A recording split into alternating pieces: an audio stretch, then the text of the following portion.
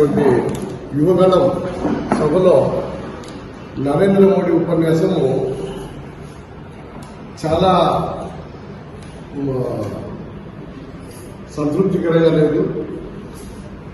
రాష్ట్రంలో ఉన్నటువంటి జగన్మోహన్ రెడ్డి విధానాల పట్ల ఏమాత్రం పసలేకుండా నరేంద్ర మోడీ గారు ప్రసంగించారు. ఆయన స్వయంగా శంకుస్థాపన చేసినటువంటి అమరావతి రాజధాని విషయాన్ని కూడా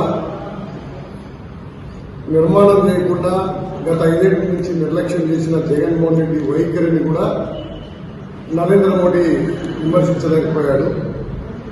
ఆఖరికి జాతీయ ప్రాజెక్టు అయినటువంటి పోలవరం ప్రాజెక్టు ఇచ్చినటువంటి నిధులను జగన్మోహన్ రెడ్డి ఇతర కార్యాలకు మళ్లించి ఆ నిర్మాణాన్ని పూర్తి కాకుండా చేసినటువంటి వైనాన్ని కూడా ఆ యొక్క పల్నాడు సభలో మాట్లాడలేకపోయాడు.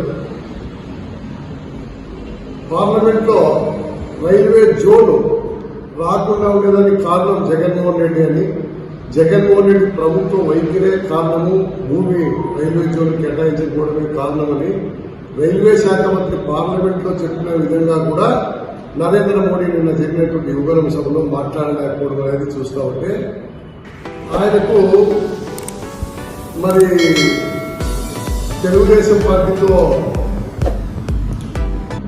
పెళ్లి,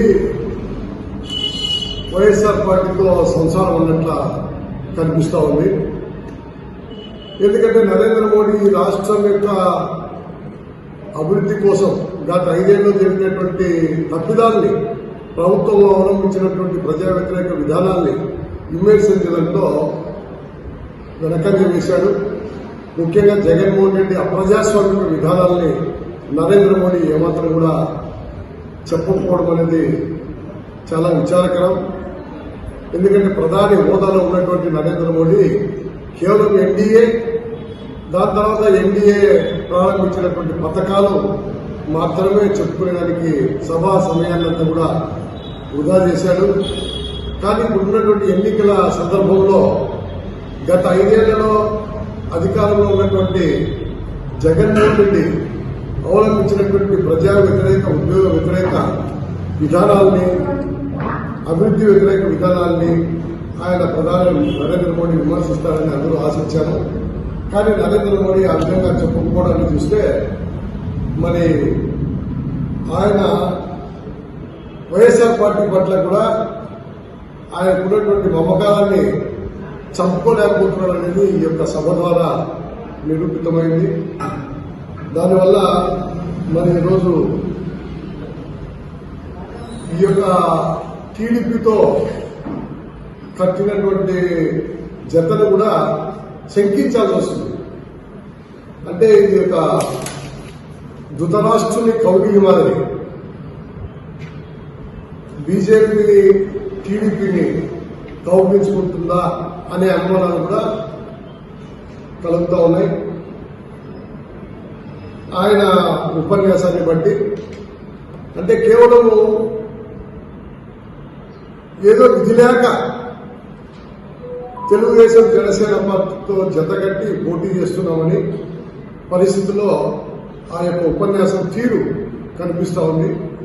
కాబట్టి నరేంద్ర మోడీ ఈ యొక్క రాష్ట్రంలో, అదేవిధంగా భారతీయ జనతా పార్టీ కానీ ఈ యొక్క జగన్మోహన్ రెడ్డిని ఈ యొక్క రాష్ట్ర శాఖ బీజేపీ ఏ విధంగా అయితే పోరాడుతుందో, ఏ విధంగా అయితే విమర్శిస్తూ ఉందో, అటువంటి విమర్శలకి దర్పణం పట్టే విధంగా ఆయన ఉపన్యాసం ఏమాత్రము లేకపోవడం అనేది చాలా సిగ్గుచేటు.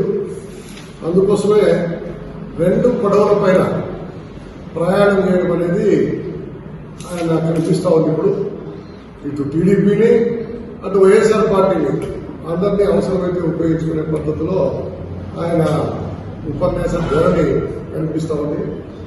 అందుకనే మరి ఈరోజు ఆంధ్ర రాష్ట్రము ఈ డబుల్ ఇంజన్ సర్కార్తో బాగుపడుతుంది అనేటువంటి పరిస్థితి కనిపించాలి. ఎందుకంటే గతంలో కూడా ఈ రాష్ట్రంలో గెలిచినటువంటి పార్లమెంట్ సభ్యులందరూ కూడా కేంద్రంలో తెచ్చిన ప్రతి చట్టానికి వంత పాడుతూ ప్రతి ప్రజా వ్యతిరేక చట్టానికి మద్దతు ఇస్తూ నరేంద్ర మోడీ అనుకూల విధానాన్ని అనుసరించిన మరి ఏమాత్రం కూడా ఇక్కడ అభివృద్ధి అనేది జరగలేదు.